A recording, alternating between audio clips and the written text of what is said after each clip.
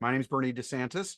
I'm the owner and CEO of Insignia Training Partners. We're a Detroit-based training broker, and we work with clients globally due to this wonderful platform we call Zoom, or maybe you're using Teams more regularly, Google Meet, or any of the platforms. I'm going to be joined today with my friend and colleague, Julie Trombley, also known as the Tromblinator, in case you didn't know. She is the owner of Tackle Your To-Do, and she is a CRM and automations badass. Highly recommend, if you're not already connected with her on LinkedIn, please definitely do that. Next, I want to introduce Shane. Shane is going to be our producer today. Shane, come off mute and say hi real quick. Hello, everyone. It's good to meet you all. Thank you. So I'll be helping out with some of the back-end logistics. If you guys run into any challenges throughout the course of today with Zoom, obviously feel free to reach out to him on the back end, but he'll be clicking the buttons for us on the back side. So just quickly, by way of introductions, again, I'm the owner of Insignia. I personally have a little over 2 decades of experience in learning and development, and my team helps businesses to design and deliver training programs. Particularly since COVID, we specialize in virtual workshops, webinars, roundtables, and masterclasses, typically with the side note or caveat that it doesn't suck. Most of our work is oftentimes with other trainers, speakers, coaches, consultants, people who are subject matter experts in a thing, who see virtual events as a key to their business development strategy, but they need a little bit of help to do it all right, because there are a lot of moving pieces. Now, as I mentioned, Insignia is a training broker, and a lot of people don't necessarily know what that means. So I'll answer that quickly through an example. If you wanted to remodel your kitchen, you might hire a general contractor for that job. And that general contractor would then find your carpenter, your electrician, your painter, your plumber, and any other skilled labor necessary to do the job. I do the same thing with training talent.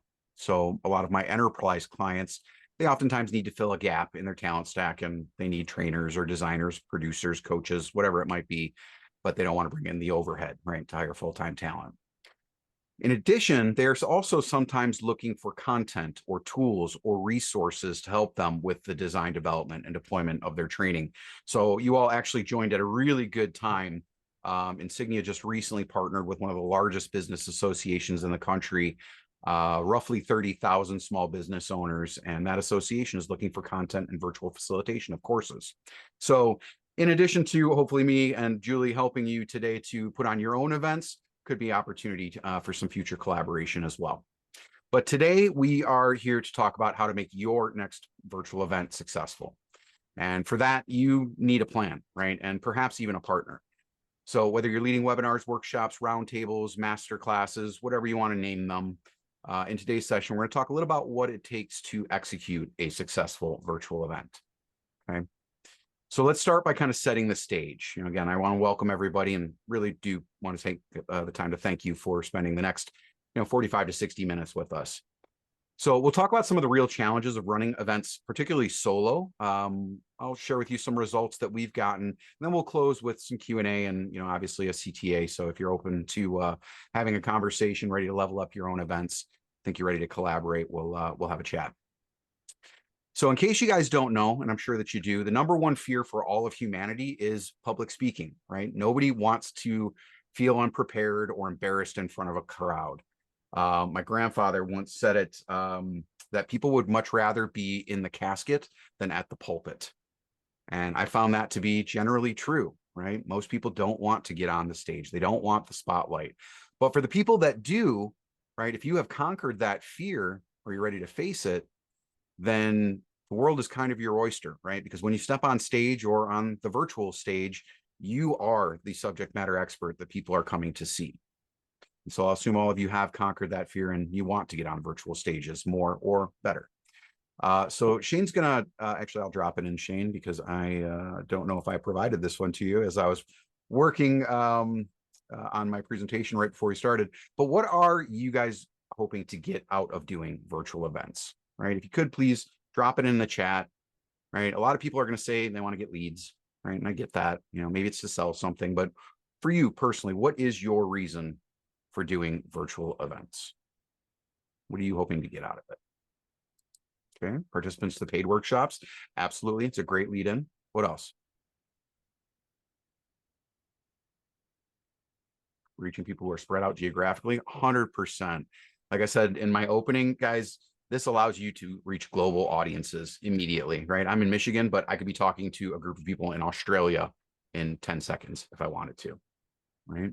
Leads never hurt, Stacy. Build up a global audience, connecting with like-minded people, engagement in the ones that you run. Yeah, absolutely, right? All of them good reasons for doing virtual events. And some of you may already be doing them, but what do you feel is holding you back, right? What's the reason you haven't done one if you haven't? Or if you are, what is it that you want to improve? What aren't you hitting on, right, when you're doing your virtual events? So think about that a little bit. We're going to ask that question again later, right? What problem are you trying to solve by being here today? Is there anyone that can tell me what the top 3 challenges are that most people face when doing virtual events? Throw a hand up if you think you know. Love to call on someone. Jennifer. Keeping people engaged throughout the whole thing. Yep. Engagement is number 2. That is the number 2 challenge. 100% correct. Rita, I saw your hand go up. What else? Getting actual participants into your workshop. Yeah, filling the seats with the right butts is super important, right? Getting the right people there. You have to. And so that is the first problem. Second one is engagement. What's the third problem? What do you think?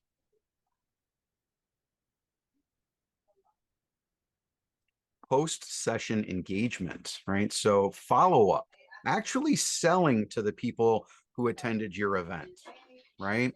Now, a lot of times people will do events strictly to sell, right? They are sales events. Sometimes people will do it because they want to create affinity. They want to be thought leaders. They want to get more exposure in the marketplace, right? And that's perfectly fine as well. But if you intend to leverage virtual events, you have to have a plan for those 3 things, and those 3 things are high level and they entail a ton of little things that you have to do along the way in order to create a successful virtual event, right? So what are some things that you think you can attribute to an event not going all that well, right? It's one of those dumpster fire events. What are some things that happen or don't happen that lead to that? Anybody have any thoughts on how you could screw it up? Joe, what do you think?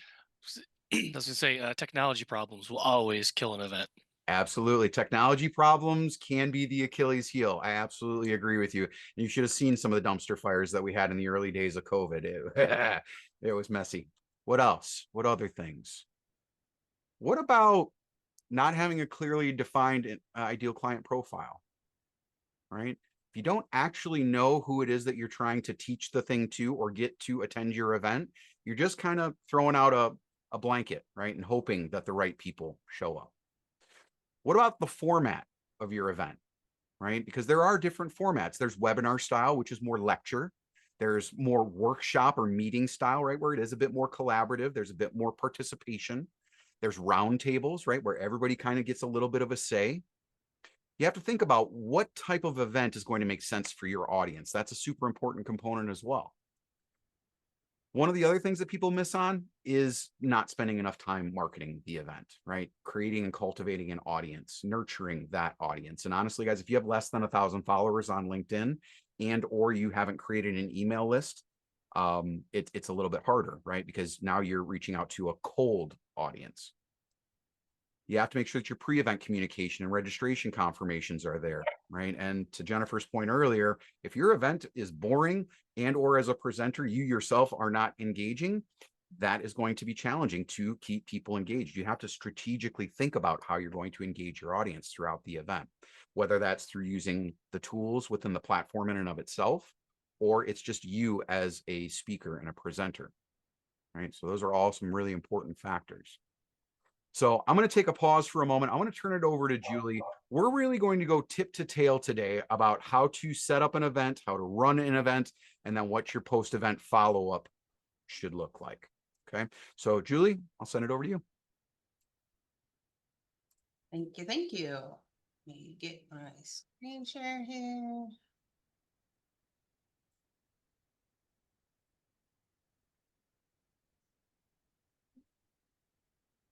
All right, we good? We're good. So yeah, so like Bernie talked about, we're going to talk about automating your webinar. Want to help you do this without losing your damn mind at the same time. And we're gonna do that with a CRM and using some automation magic. So what is a CRM? For those of you who don't have one or don't know, it's a customer relationship management system. And it's kind of like your secret weapon. I like to think of it as like your own virtual assistant, and it's dedicated to building your connections and making your attendees experience just top notch. So Shane's going to drop a poll question before we go too far. And how automated is your current webinar process right now? You know, what automation? I dabble, but mostly duct tape and reminders. Got a few things set up. It's patchy. I'm a low-key automation wizard. I like the honesty of what automation.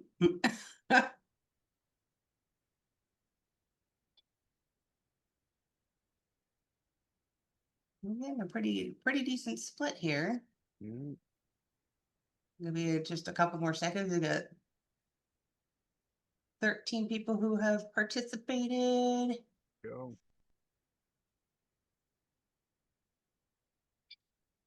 Think we're good. So no, Yeah, so you got a few things set up, but it's patchy seems to be the front runner. But right. second to that by one vote is what automation? And there's some duct tape and reminders. So Yeah, good. We got some got something to work with here now. So since we have people at different levels of using automation or not, you know, we'll just talk about what automation does, you know, so instead of juggling manual tasks and sticky notes and, you know, manually sending emails out, you know, we can have some pre-built workflows that are handling your email registrations and your reminders and your post event. For example, as soon as someone registers, they get a warm thank you. It's a personalized confirmation email that just goes out automatically, which I'm sure you all experienced when you registered for this event. They manage the communication for your entire audience at once without losing your personal touch. And they create a thoughtful and seamless experience for your attendees. So registration is smooth and simple with instant confirmations, clear instructions, and then your calendar invites are sent on your behalf. You probably already saw too that, you know, you get timely reminders a week out, a day out, an hour before, or you should have even gotten one that said 10 minutes and we're going, and probably got the link too. Well, not probably, you did, because you're here. And then after your webinar, you know, you're going to personalize follow-ups, like sending the replay links and acknowledging the people who showed up in person versus the people who didn't. And we'll talk a little bit more about that later. And I am going to talk about the key automation components, but I don't want you to feel like you have to write all this down because I will be sharing a PDF with you at the end of this. But before we can set anything up for automation, we got to get people signing up on a landing page. This will be the central location where people will come and learn more about the webinar and easily register for the event. So our key elements we're going to want on this landing page is an attention grabbing headline. And obviously in the day of AI, day and age of AI, that's a great tool to use to help you create headlines, and you can take it and run it through a headline analyzing tool to just kind of give you an idea of what would speak to your ideal client. A short description of the webinar benefits, you know, who is it for, you know, what will they learn, you know, you want this to be something where people will help self-identify that, yes, I need to attend this webinar when they read this. Speaker image, bio, credentials. This is puts faces to names, and it builds trust and shows the expertise. The registration form.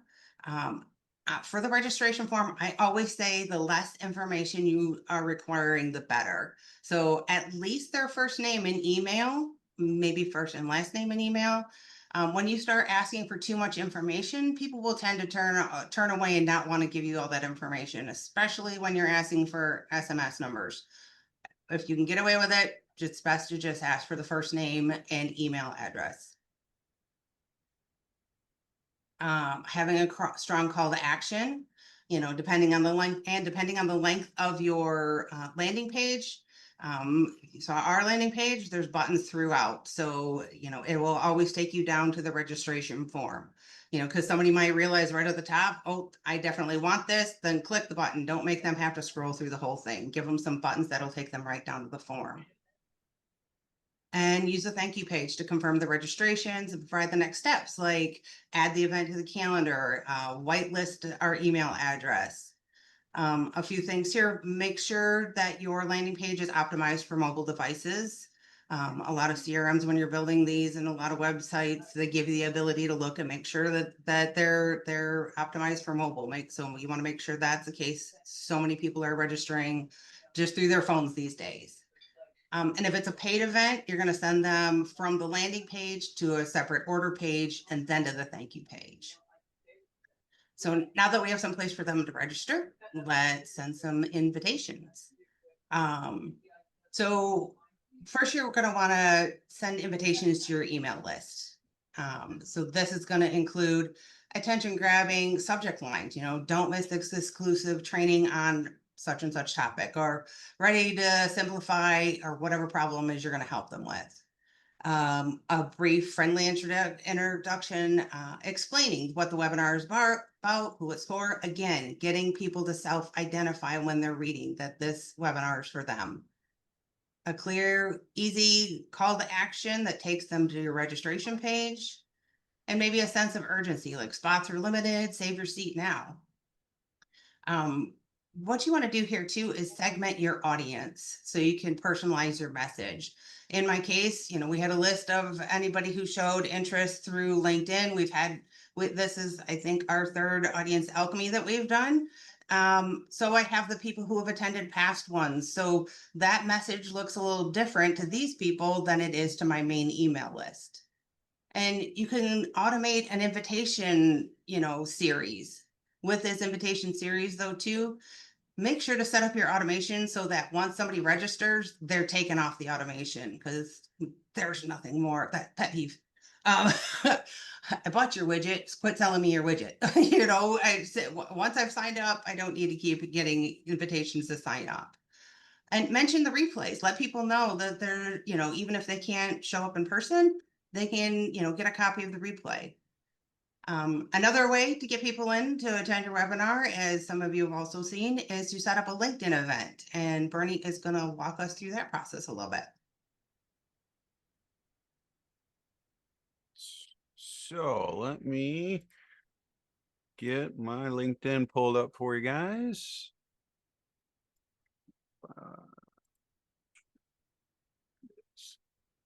Screen 7. Yeah, there we go.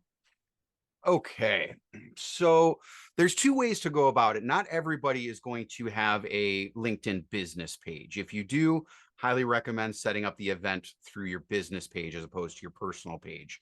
The only significant difference, and it is a big one, is that if you set it up through your business page and you have a privacy policy that you can reference on your website, it allows you to gather contact details when people register on LinkedIn. If you do it through your personal page, you don't have the ability to extract that information. So highly recommend using a business page. Otherwise, it operates exactly the same. So I'm going to go to my business page. And on the left-hand side, you'll see events, right? And if you're in your personal page, let me back up actually.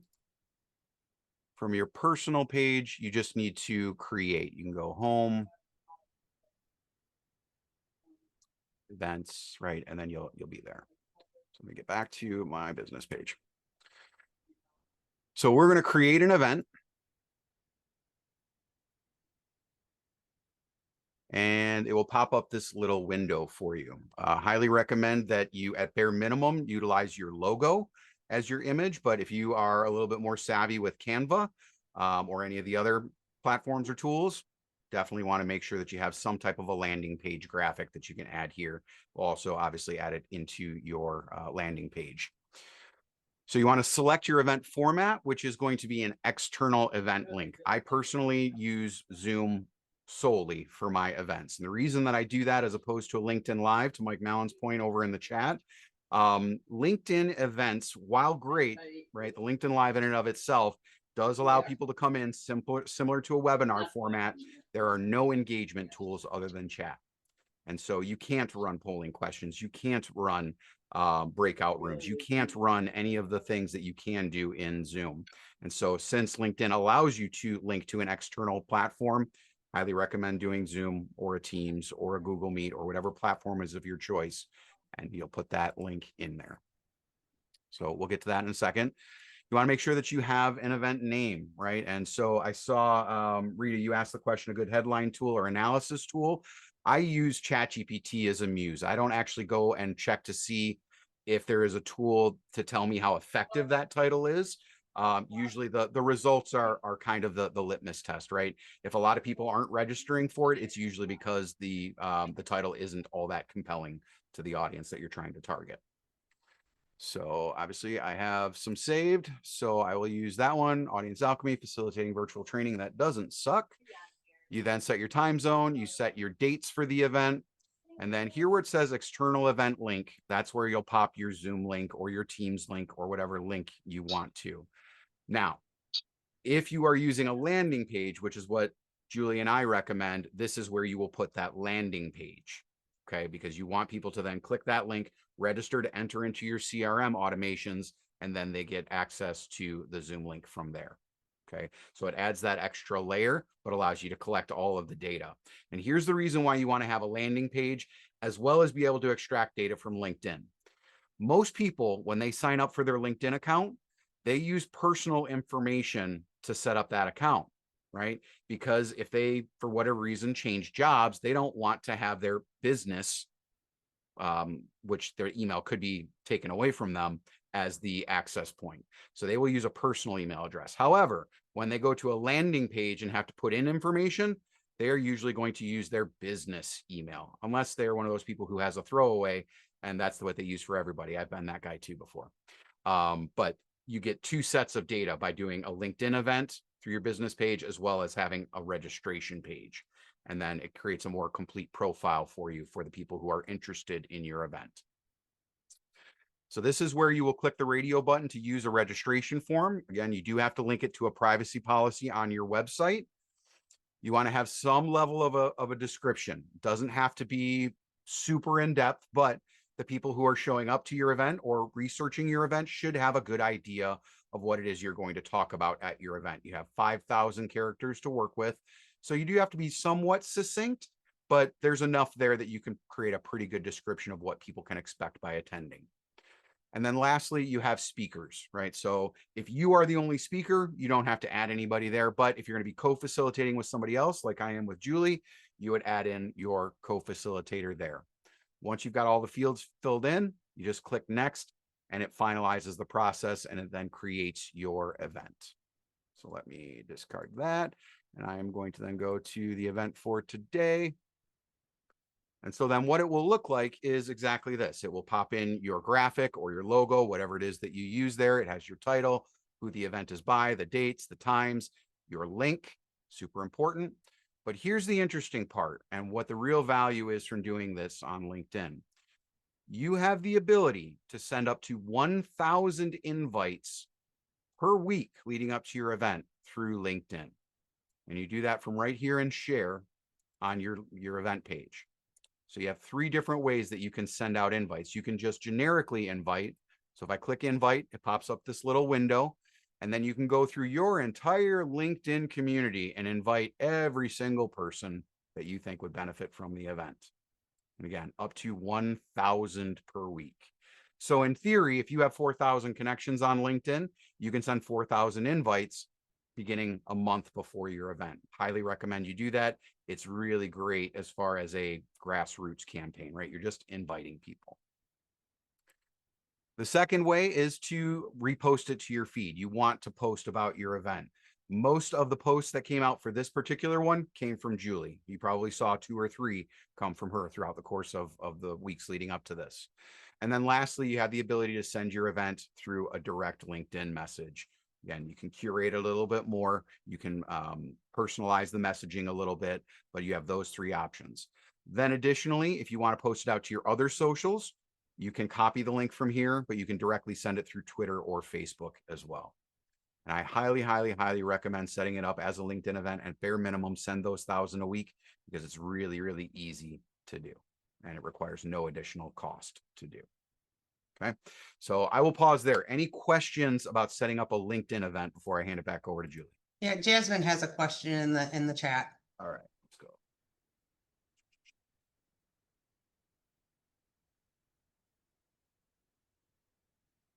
Trying to get all the way down to the bottom here. Jasmine, we won't run the chance of losing interest by having a LinkedIn registration page plus an external registration page. It does create a double opt-in, right? You do have a little bit of friction there by creating two different spaces where somebody has to register. But here's the thing. People don't show up to virtual events if it's not something that they're interested in, right? All of you are here today because in some way, shape, or form, you want to improve your next virtual event. So if a person is interested in coming, a double opt-in isn't going to be an issue for them. If it is, they're likely not that interested in coming to the event. So you're not really losing anything other than people who are kind of waffling and not really sure whether or not they want the information that you're going to share. I would much rather have a room of 10 really interested people than 50 people who are kind of interested, right? All right, any other questions? All right, Julie, back to you. Yeah, and I just want to say too that when you have, I mean, I know sometimes the event link is just the registration to Zoom and then you get that stuff, but what by having the landing page, again, we could give you more information, be more specific about this specific event. And then we're collecting into the CRM the information for us to be able to follow up afterwards, where if it's just the Zoom link, then you're going to have to import all that information in and then trigger, so this is just kind of cutting out that middleman. All right. Buzz, what you got? What do you use for the landing page? Julie. What did so you can use it in your website builder. I mean, mine is Go High Level because that's my CRM, which has an all-in-one, and my website is built within Go High Level. So that's what we're using. If you have a CRM, there's a good chance that you can create if you don't have a CRM, a lot of the email service providers like the MailChimp and MailerLite and things like that have the ability to create a landing page where you can at least get people to sign up and you can collect their names and emails that way. I've even seen some folks do it, I'll say a little bit dirty, but it's effective. If you have a Calendly or a TidyCal, you can set up a landing page using that and they can sign up for your event right through that page and it still collects all of the data. Yep, Canva to MailChimp, absolutely. Yep. All right, Julie, let's keep it rolling.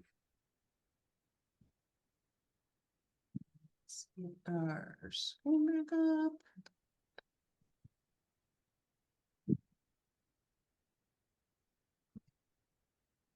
So Bernie and I are here for you with a 30-minute. We want to offer you a 30-minute free, no obligation chat to help you make your webinars feel a whole lot less stressful. In this session, we take a personal look at your current webinar setup, pinpoint what's working, what might be adding stress behind the scenes, share practical, tailored ideas you can implement right away, and talk you through your best next steps, whether it's a DIY or exploring more in-depth support from us. Again, there would be no obligation. It's just a conversation to help you feel a little less stressed about running webinars. And Shane will drop the link to the strategy call in the chat, and we will keep plugging on. And honestly, guys, my ulterior motive to this is I need collaborators for this association. So if you guys feel like you're ready to get on the stage, don't sleep on it. Schedule the call and let's have a chat. So we've gotten people signing up through the landing page, through, from our emails and our invites through on LinkedIn. So now we're going to have the post-registration email series. So right after somebody registers, they're going to get that thank you email and, confirming their spot, sharing all the key data, the date, the time, the add to calendar link. I should put that as a resource and I'll have to look for it. There is a way to do like a free, like add to calendar link, because, that is such a big piece to make sure this gets on people's calendars, is to have that option. Because you could send the emails that say, we're meeting this and there, and here's the Zoom link, and hope they put it on. But to have that actual link in there makes, I think, a huge difference. It does. A week before the webinar, remind them, so they don't want to miss it. If you have any prep materials, workbooks, resources, you're going to want to send those then. A day before, a friendly reminder with instructions on how to join live. You're going to send the Zoom link then. An hour before, a quick reminder that we're going live. And I even have one that goes out 10 minutes before with the link, and just join here. Just keep your emails, warm, friendly, true to your brand voice, and always test your emails too to ensure the links are working correctly. I like to put myself on these lists so I'm getting the same emails, so I can make sure everybody is getting the right thing. And if your promo window is long, a long time, you're going 6 weeks or something like that, you might want to sprinkle in some extra messages as the event gets, closer. Just kind of keeps people, engaged and excited about the event, and a higher, chance of them showing up. So these are just going to be, gentle little touch points that make your audience feel welcomed, informed, and eager to join. So Shane, we got another poll we're gonna launch here. Before we talk about the post-webinar automations, and what describes how you currently handle your webinar follow-up. Forget it and feel guilty. I send an email and hope for the best. Copy and paste from the last webinar, and it's all automated, baby. Ooh, I like somebody said it's all automated, baby. Bernie, was that you? Wasn't me. It wasn't me. That's why you're here, Julie.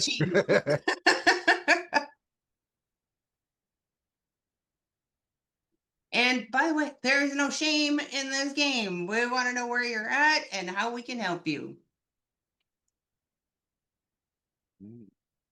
Send one email and hope for the best is the top vote getter there, Julie. Yep. Let's see that. Everybody done voting? We'll keep moving on. That seems to be our top one, but we got a couple forget it and feel guilty. I'm not gonna lie, before I met Bernie, I was probably the same way, just, I tell you, the things I've learned from this man. Awesome. So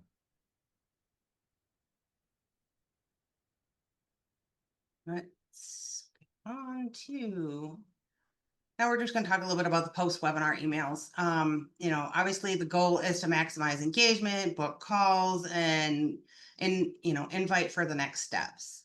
And I recommend this to be about 5 to 6 email series and sent 2 to 3 days apart.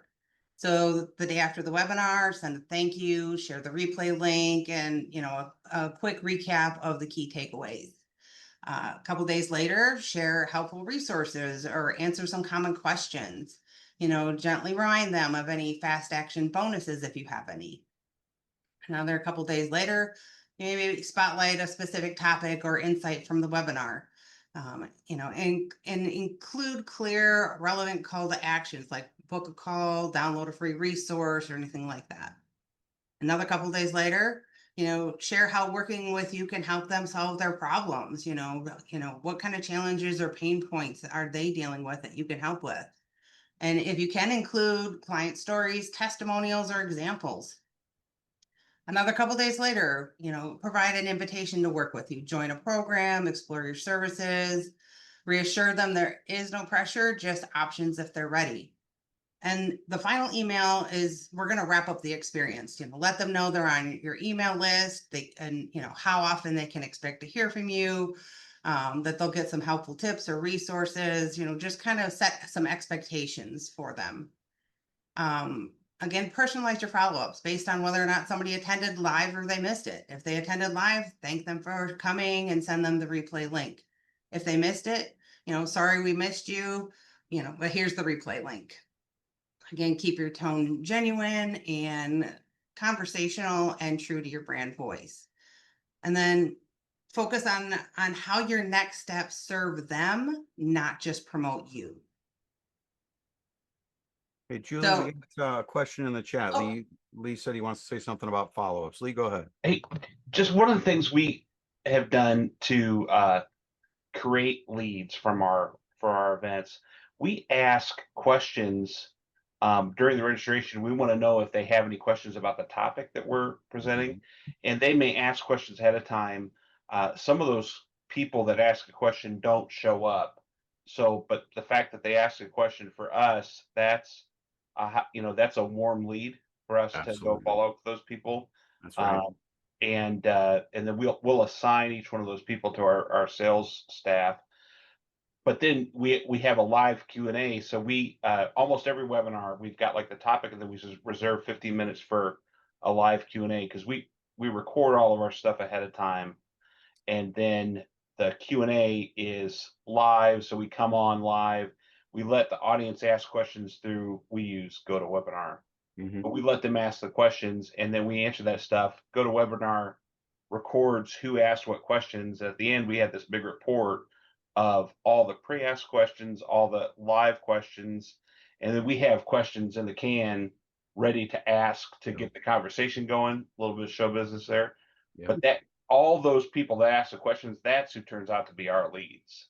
I couldn't agree with you more, Lee. When was the last time you asked somebody a question about something that you weren't interested in?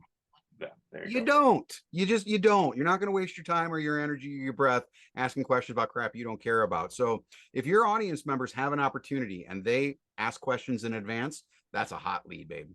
100%. They are interested in the thing you're talking about. Yep. No, that's awesome. For what it's worth. No, good contribution. Thank you. Good contribution, and maybe I know for next time, Bernie. Indeed. So yeah, if he hasn't dropped it in already, because I'm not looking at the chat, the automation process checklist that I talked about, I'm gonna have Shane drop that link in the chat for now.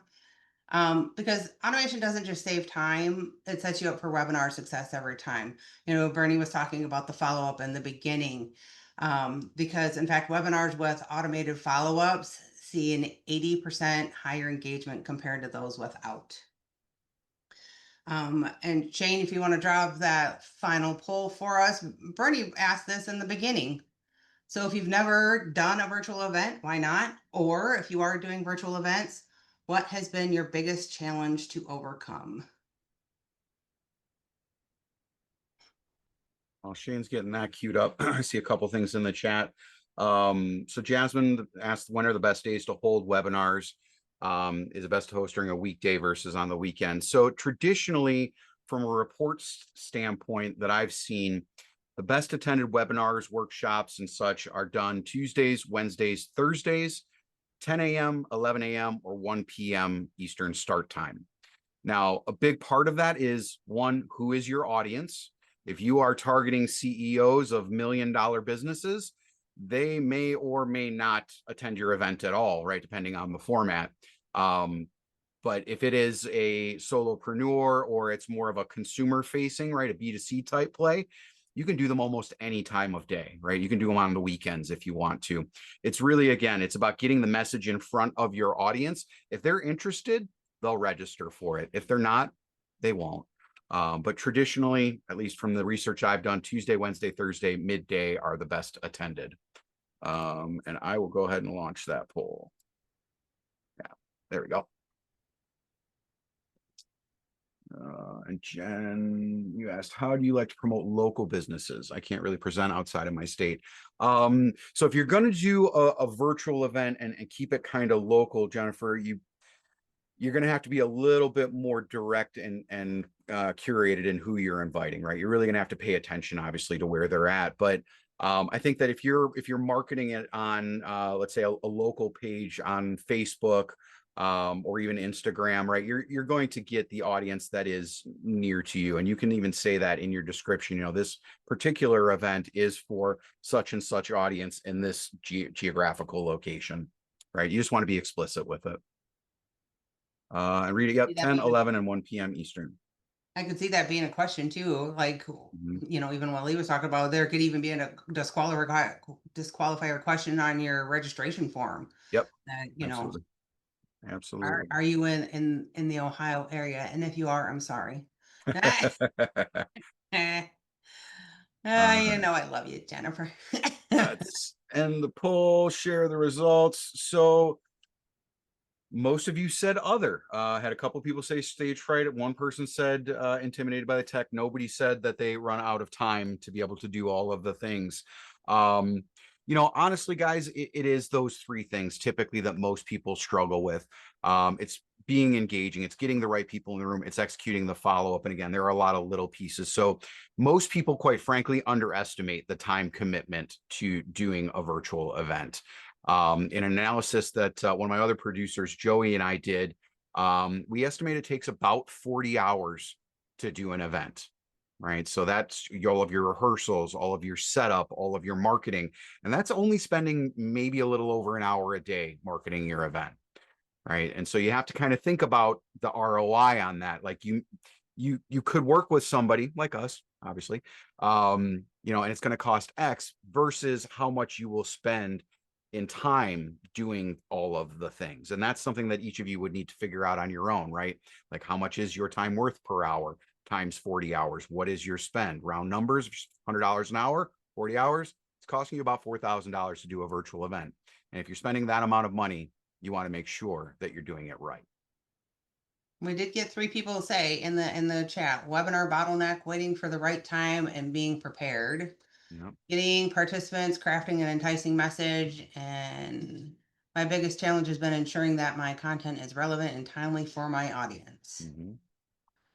Yeah, and guys, all of those things are valid, right? Because again, they all fit into those 3 top challenges that we talked about. But you have to be strategic. You have to think through those things because again, people will show up for your virtual event if it's something that they're interested in based on the title, based on the description, based on the content and what they know about you.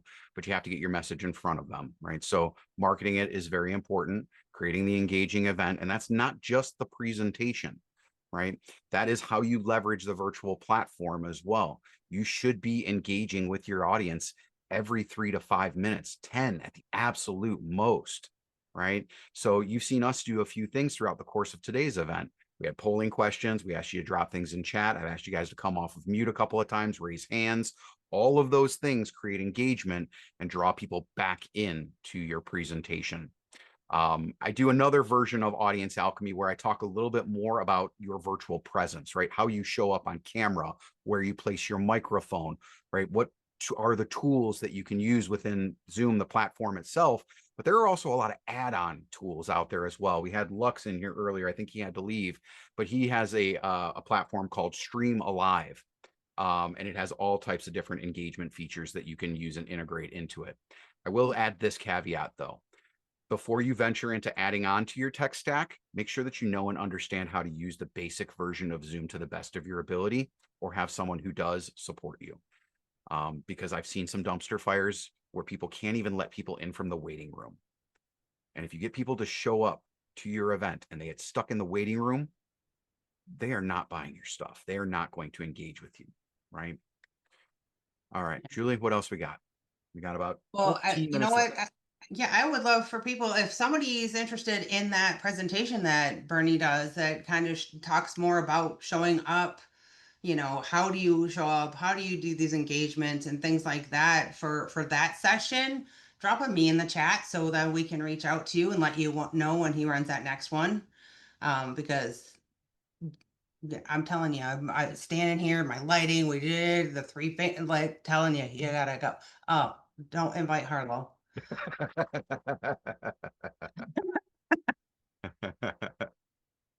Well, we For will those of definitely. you who might not know the Michigan, Ohio thing, it's real. I mean,